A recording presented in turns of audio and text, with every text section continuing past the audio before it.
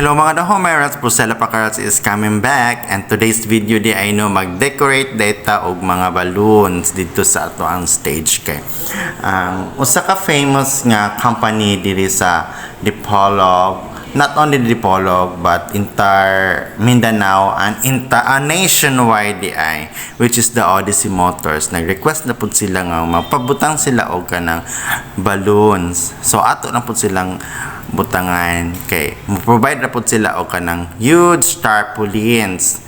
So sila po na mo-provide sa balloon, then mo ni siya lang git-choose nga balloon colors, which is white and red, then aksenan lang po nato na siya o gold kay murag kuan and murag timing po ni siya nga color no kay Valentine's ba ta karon, it's a heart month, so ay, nindot kaya siya color red and white, then aksinan siya o gold.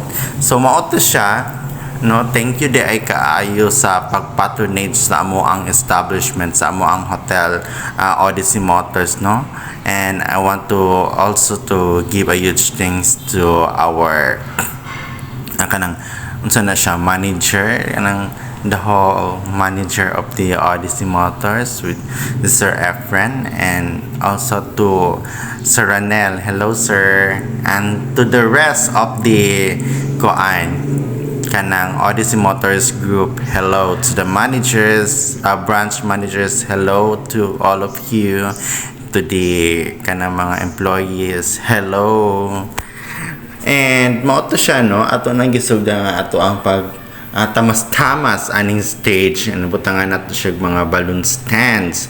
So dili lagi po na siya igon nga kana bitong pinakanindot kaayang nga decor, but we just try to lang jud kanang butang-butang lang siya.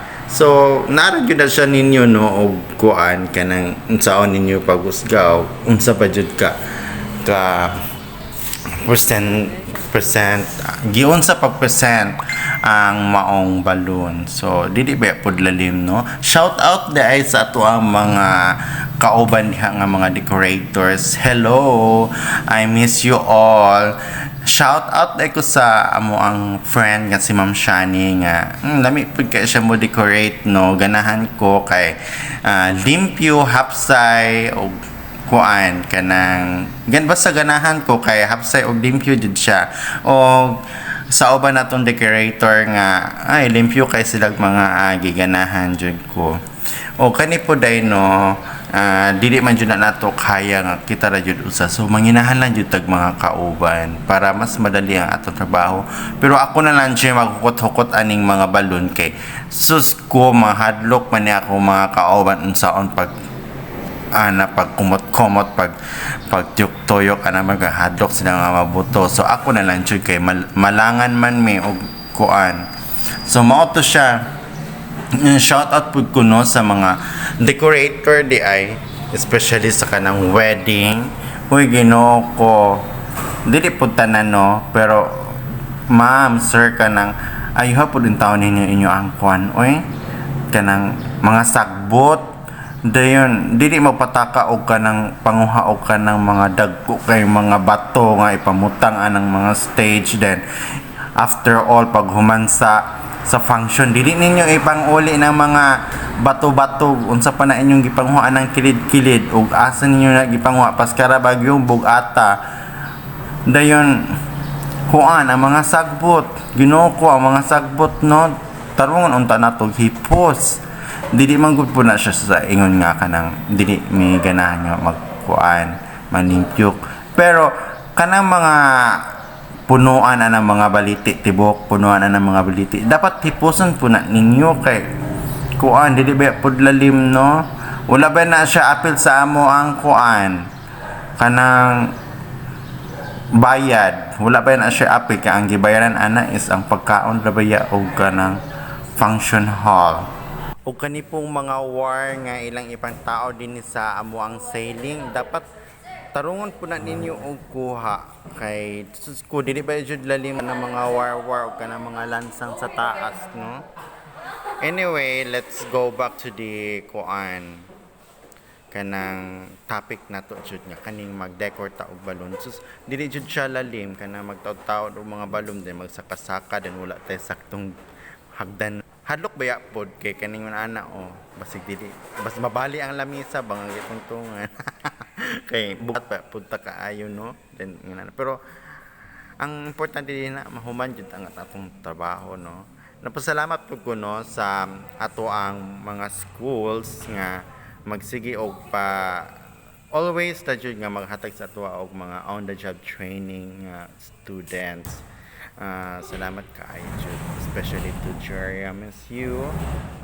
All kasagaran sa mo ang training is coming from GRMSU Dipolog, GRMSU Dapitan, and Katipunan. And also, thank you po sa Fisheries, unsa ganina siya?